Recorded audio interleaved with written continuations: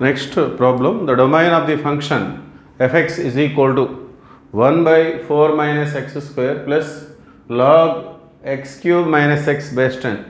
So entire function యొక్క domain మనం కనుక్కోవాలి. సో ఈ ఫంక్షన్స్లో రెండు ఫంక్షన్స్ ఇన్వాల్వ్ అయి ఉన్నాయి. So first one 1 by 4 minus x square ఇదొక ఫంక్షను. అట్లానే సెకండ్ వన్ వచ్చేసి log x cube minus x base 10. So ఈ రెండింటికి విడివిడిగా మనం డొమైన్స్ కనుక్కోవాలి.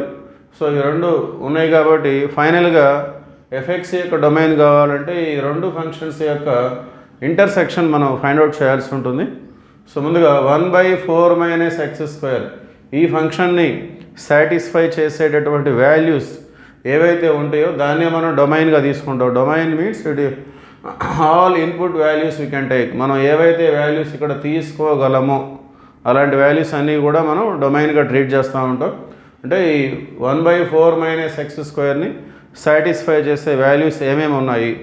ఓకే, సో ఇది డినామినేటర్లో 4 minus x square ఉంది కాబట్టి ముందుగా దాన్ని మనం అది జీరో కాకుండా చూసుకుంటాం. ఎప్పుడైతే డినామినేటర్ ఉంటుందో అది జీరో కాకుండా ఉండాలి. ఒకవేళ ఇది జీరో అయితే ఏమవుతుంది, 1 by 0 ఇన్ఫినిటీ అంటే నాట్ డిఫైన్ అనే సిచ్యువేషన్ వస్తుంది. సో డొమైన్ అంటే మన ఫంక్షన్ ఎక్కడైతే డిఫైన్ చేయబడుతుందో ఆ వాల్యూస్.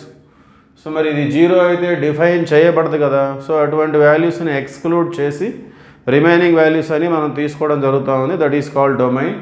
సో మరి ఇది డినామినేటర్ ఉంది కాబట్టి ఇది జీరో అయ్యే పాసిబిలిటీ ఉందా అంటే ఉంది. ఎక్కడ అంటే -2 తీసుకున్నా +2 తీసుకున్నా జీరో వస్తుంది మనకి. సో డినామినేటర్ ఉన్నప్పుడు మనకి 1 by 4 minus x square, ఆ 4 minus x square అనేది జీరో కాకూడదు. ఓకే, సో ఈ ఫస్ట్ పార్ట్కి సంబంధించిన డొమైన్ కనుక్కోవాలంటే మనం ఇలా తీసుకోవాలి.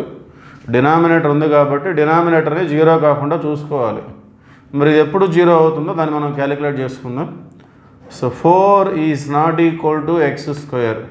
x square అనేది రైట్ సైడ్ వెళ్ళినట్టయితే నాట్ ప్లస్ వస్తుంది అది. So x is not equal to ±√4. ఎప్పుడైతే స్క్వేర్ తీసేస్తామో రూట్ వస్తుంది, ± కూడా వస్తుంది. So x is not equal to ±√4 అంటే ఏమొస్తుంది 2. అంటే x +2 తీసుకున్నా -2 తీసుకున్నా ఇక్కడ మనకి జీరో వస్తుంది. ఎప్పుడైతే డినామినేటర్ జీరో వస్తుందో అప్పుడు మనకి ఎంటైర్ వాల్యూ అనేది ఇన్ఫినిటీ అవుతుంది. అంటే function not defined. So that we cannot take these two values. ఈ రెండు వాల్యూస్ మనం తీసుకోకూడదు.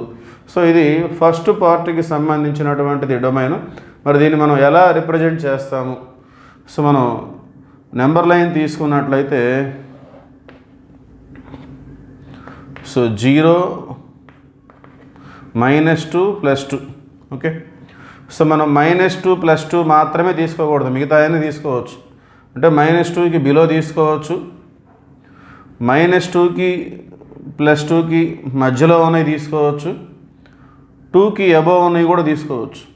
ఒక -2 +2 మాత్రమే తీసుకోకూడదు. So we can take all real values except these two values. ఈ రెండు కాకుండా మిగతా అవన్నీ తీసుకోవచ్చు. ఈ ఫస్ట్ పార్ట్ డిఫైన్ చేయబడాలి అంటే మనకి ఆ విధంగా ఉంటుందన్నమాట. సో దాన్ని మనం ఎలా రిప్రజెంట్ చేస్తామంటే సో -∞ to -2. సో -2కి బిలో తీసుకోవచ్చు అంటే ఈ విధంగా ఉంటుంది, -∞ to -2. -2 నుండి 2 వరకు తీసుకోవచ్చు, యూనియన్ -2 to 2. అలానే యూనియన్ 2 కంటే ఎక్కువ కూడా తీసుకోవచ్చు. So 2 to ∞. So x not equal to ±2 అనేదాన్ని మనం ఈ విధంగా రిప్రజెంట్ చేయొచ్చు. x +2 -2 తీసుకోకూడదు, ఇవి రెండు కాకుండా మిగతా అన్నీ తీసుకోవచ్చు అంటే దాని అర్థం ఇది. -2కి బిలో తీసుకోవచ్చు, -2 నుండి +2 వరకు తీసుకోవచ్చు, 2కి అబోవ్ తీసుకోవచ్చు. దాన్ని మనం ఈ విధంగా రిప్రజెంట్ చేసుకోవాలి.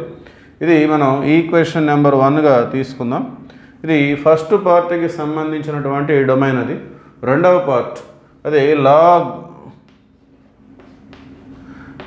x³ - x base 10. సో ఇది ఒక లాగర్థమిక్ ఫంక్షన్. ఇది డిఫైన్ చేయబడాలి అంటే ఇక్కడ ఈ ప్రాంతంలో ఏదైతే ఉందో అది మనకి జీరో కంటే ఎక్కువగా ఉండాలి. Okay, so it is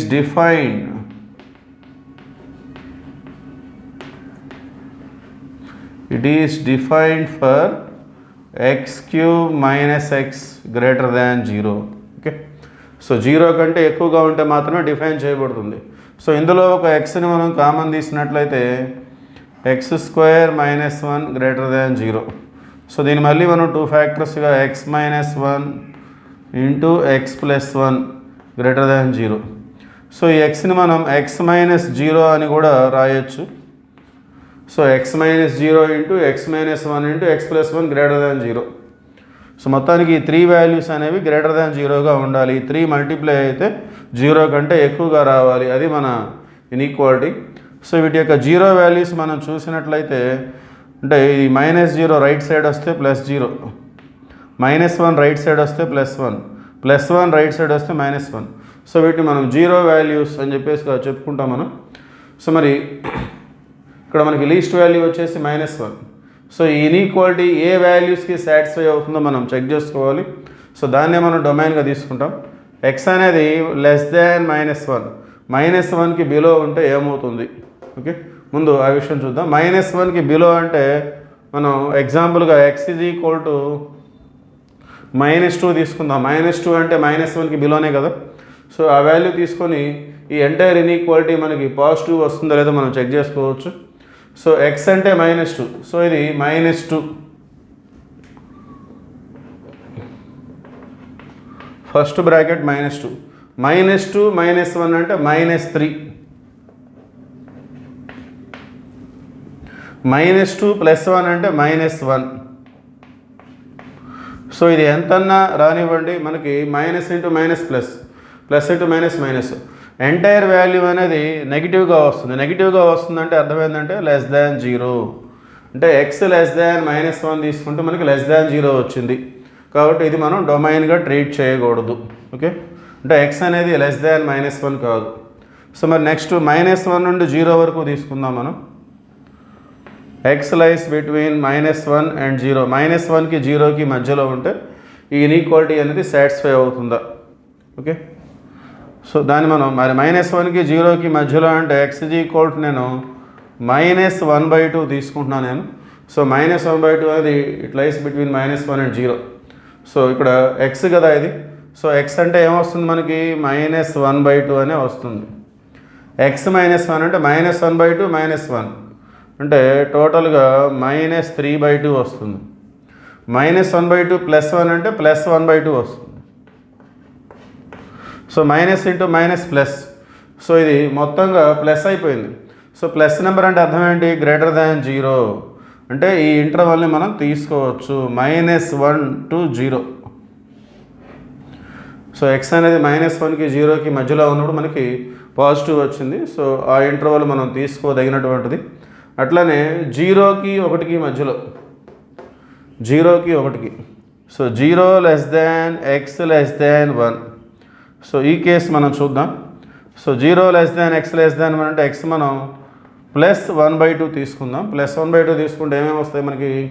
so ఇక్కడ x అంటే 1/2,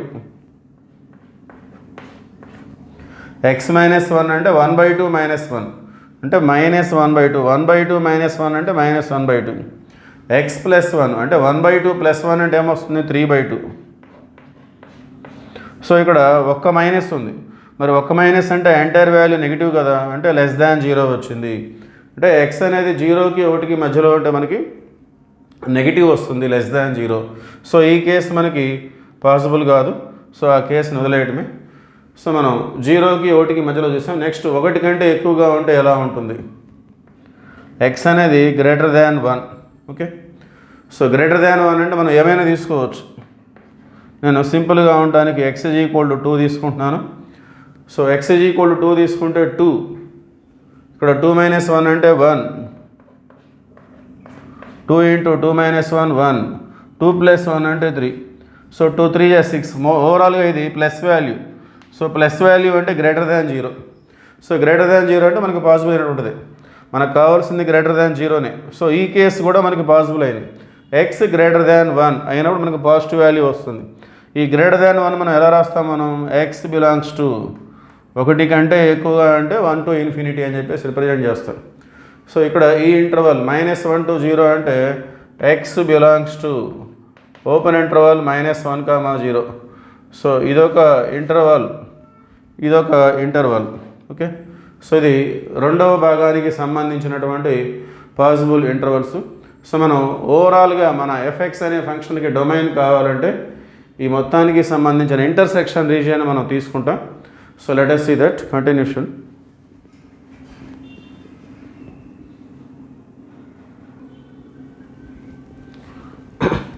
ఓకే, ఫైనల్ డొమైన్ అనేది ఈ విధంగా ఉంటుంది.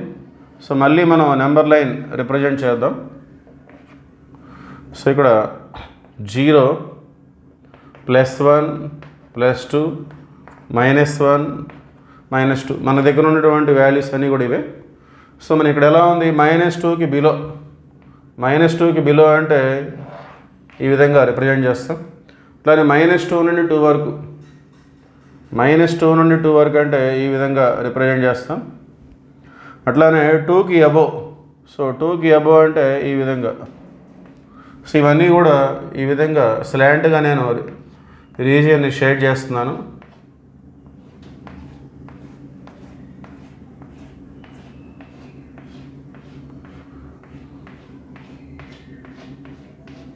ఇది కేస్ 1లో ఫస్ట్ ఈక్వేషన్లో ఫస్ట్ పార్ట్కి సంబంధించిన డొమైన్ యొక్క రీజియన్ అది. ఇప్పుడు సెకండ్ పార్ట్ మనకి ఎలా ఉంది, -1 to 0 ఉంది, -1 నుండి 0 వరకు అంటే ఈ విధంగా. సో దీనికి డిఫరెంట్గా ఇంతకుముందు డ్రా చేసిన లైన్స్కి డిఫరెంట్గా మనం డ్రా చేద్దాం. -1 to 0 అంటే ఇది. ఓకే, అట్లానే 1 నుండి అబోవ్, x >1. సో >1 అంటే ఈ విధంగా ఉంటుంది, ఇదే డైరెక్షన్. ఓకే, >1.